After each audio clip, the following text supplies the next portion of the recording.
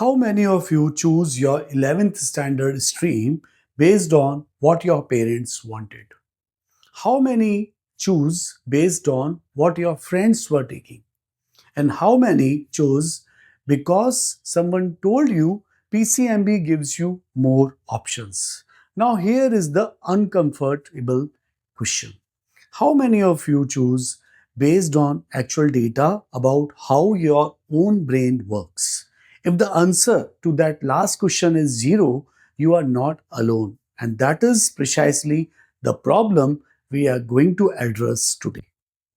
With data, every year, hundreds of thousands of Indian students make one of the most consequential academic decisions of their lives, choosing between PCM, PCB, or PCMB for class 11 based on one of three inputs: parental preference, peer pressure, or a vague feeling that more options equals more security. Here is what the data says about that logic. Students who choose streams misaligned with their cognitive profile are 3.4 times more likely to experience academic burnout before their class 12th boards.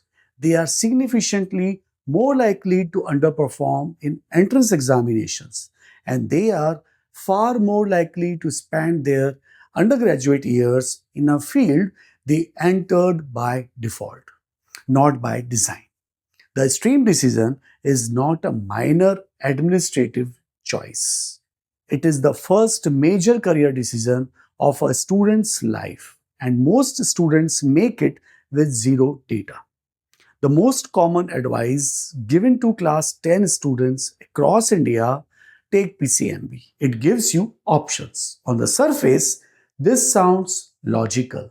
More subjects, more pathways, and more security.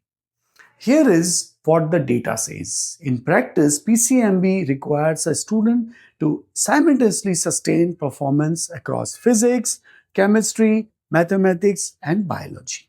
Four of the most content heavy, conceptually demanding subjects in the Indian secondary curriculum.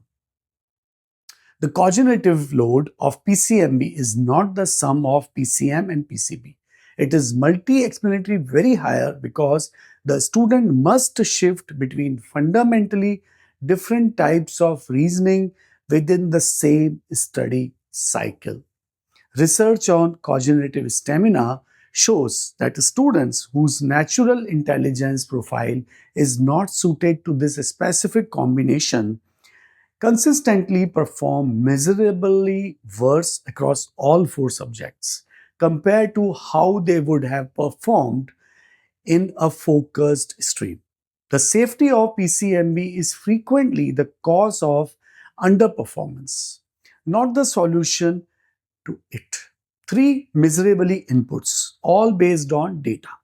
First, cognitive stamina profile.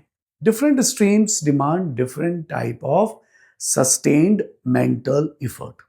A psychometric assessment that maps a student's cognitive endurance profile. Now, there is a brain handle sustained pressure and where it fatigue.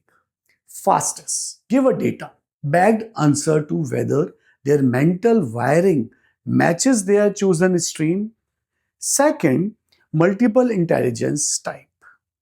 Gardner's research identifies 8 distinct intelligence types. PCM students with dominant logical, mathematical, and septial intelligence thrive. PCB students with dominant naturalistic and linguistic intelligence thrive. A student with dominant linguistic intelligence choosing PCM because of family pressure is not making a safe choice. They are making a statically, predictably path to struggle. Third, career motivators, stream selection should be backwards, planned from career direction, not forwards. Guessed forward maximum optionality. These three inputs are miserable, they are data points, and they produce stream decisions that are genuinely safe, not superficially safe. Students who use their gap year to build one a specific marketable technical skill, AI tools, Python fundamentals, data analysis enter their undergraduate program with a measurable competitive advantage. Recruiters and internship selectors consistently report that demonstrated project work, even at a foundational level, signals learning speed and execution capability. Two qualities increasingly valued above academic grades alone. A gap year is not a failure year. The data shows it can be one of the highest return invested periods in a student's entire educational timeline. If used with a structured 12-week execution plan rather than spent passive waiting.